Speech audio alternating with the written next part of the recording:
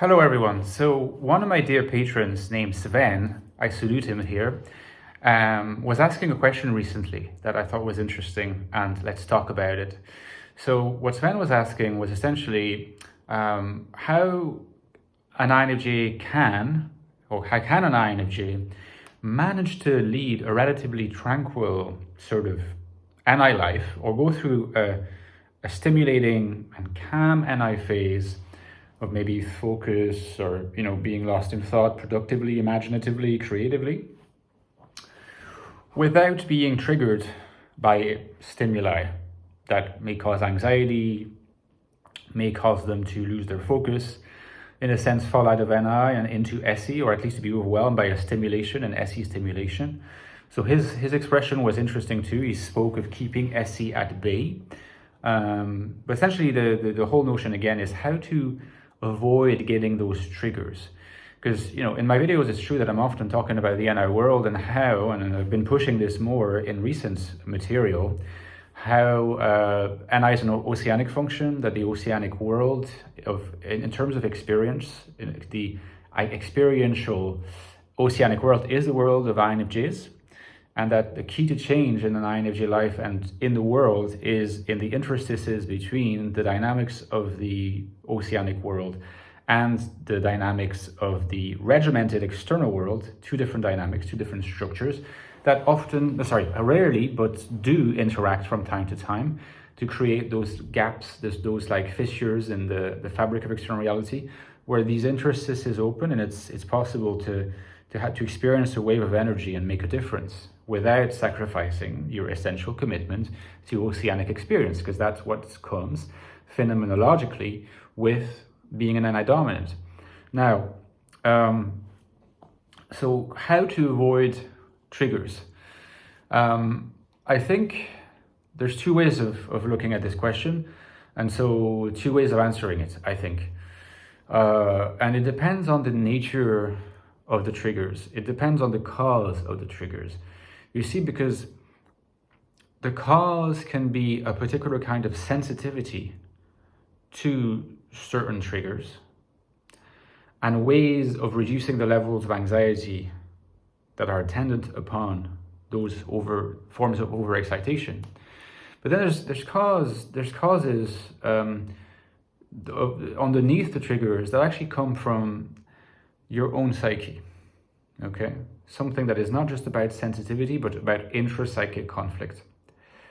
Everybody has intrapsychic conflict. It's in fact what drives humans to move forward. The life drive, if you like, is driven dynamically by a certain sense of experiential or existential lack. If we were all full of, all we needed existentially, we would no longer move, and we would just let ourselves sort of exist without doing anything, and so we would eventually perish.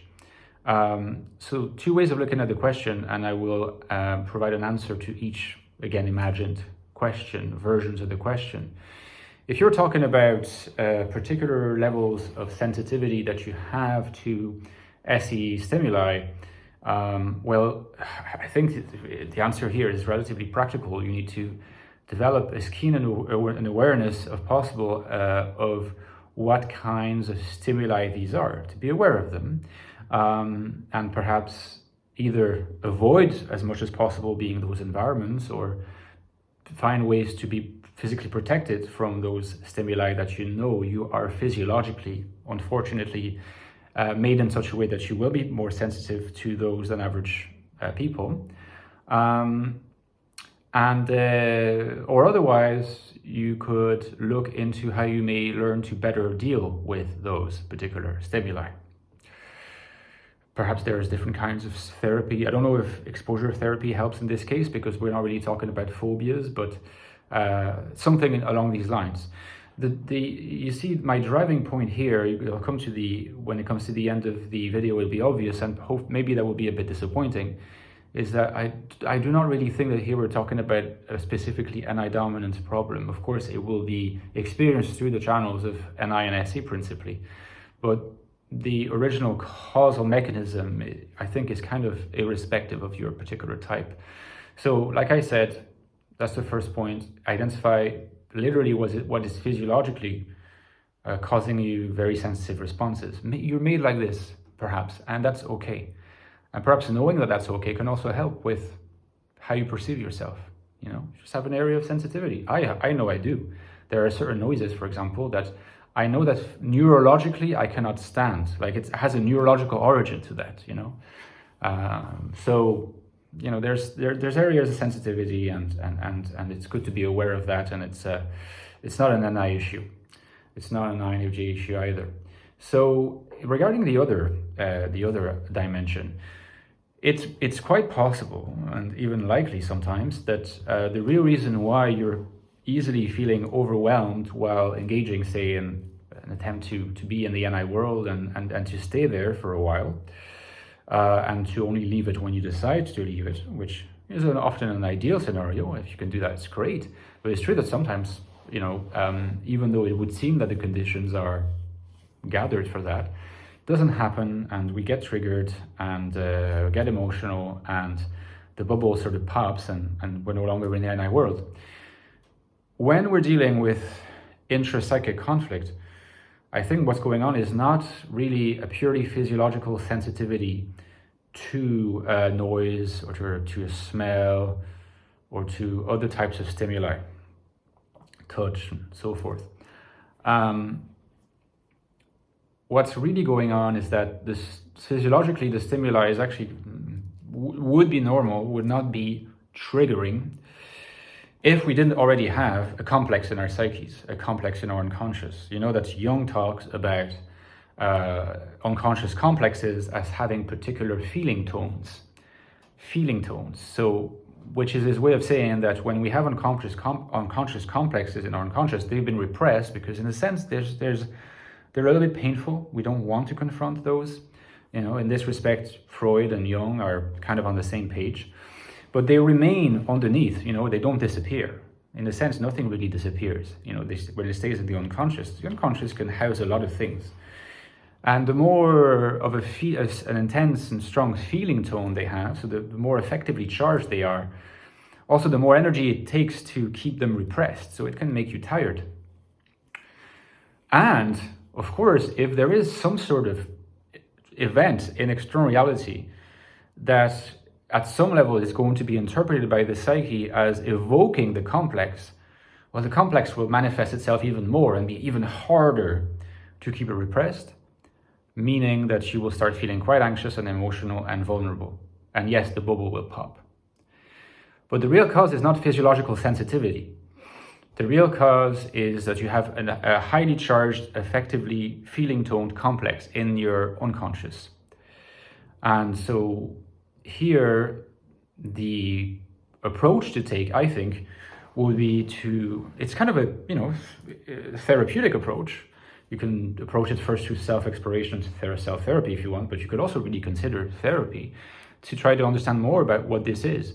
Because what's fundamental, and that's unlike the other form of more physiological trigger, is that the trigger that is linked to an unconscious feeling-toned complex is often activated by what's called, so Jungian term again, it's called a subliminal image. So, and I'm sure that maybe Sven experienced that, I've experienced that for sure a lot, and other INFJs, people who are not INFJs, is that we get this trigger and we're like, oh my God, I'm no longer in the INI world, and it's popped, and what happened? Why am I anxious? I thought everything was going well. I've done lots of meditation, whatever. It's because the subliminal image is subliminal. It enters our psyche without actually being consciously perceived, and yet it enters our psyche and activates the unconscious complex. That's a subliminal image, and in a sense, the subliminal image is difficult to negotiate because we can't avoid them. There's no way of negotiating them consciously, unlike the more obvious stimuli, because by definition, they don't really enter our consciousness in the first place. So again, here it speaks to the importance of discovering what our complexes are. Discovering what our complexes are and learning to integrate them as much as we can through therapy, among other things. Of course, I can talk more about this, about how to integrate them, about the subliminal image. I can also talk about word association. Jungian word association, a very good way to identify what the most prominent feeling tone complexes are in your unconscious, still used by a lot of psychoanalysts today. So let me know in the comments for now if this was an enjoyable video. Give me a like if you enjoyed it. Don't forget that I've written 2 books on INFJs, guys. The Infinite Soul, INFJ Life in the Modern World. How can INFJs find meaning, purpose, and value in the world today, even though they often find it hostile? They might feel pressure to not show their INFJ-ness. Well, this book shows you how, in fact, your authentic INFJ-ness, wearing your INFJ-ness on your sleeves, is the key. So get it if you want to know more. The link is right below. Check the reviews, as well as its predecessor, its prequel, The Ecstatic Soul. You can see the books go well together.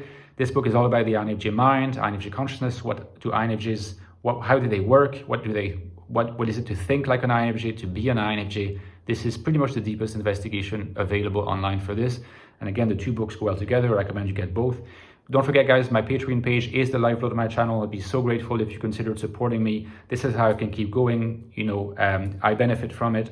I don't get paid through any other way than the basic ads on YouTube and the Patreon. So you get access to bonus content there every 2 weeks, an in-depth video where I discuss either in more detail a theme from my book or a video from mainstream YouTube. You get access to the community, you get access to me, you can ask me questions, interact with the others. We have a growing community where we're having interesting conversations and possibly a new Discord soon. So consider it, please. I depend on you guys, and hopefully I can repay you with good content too.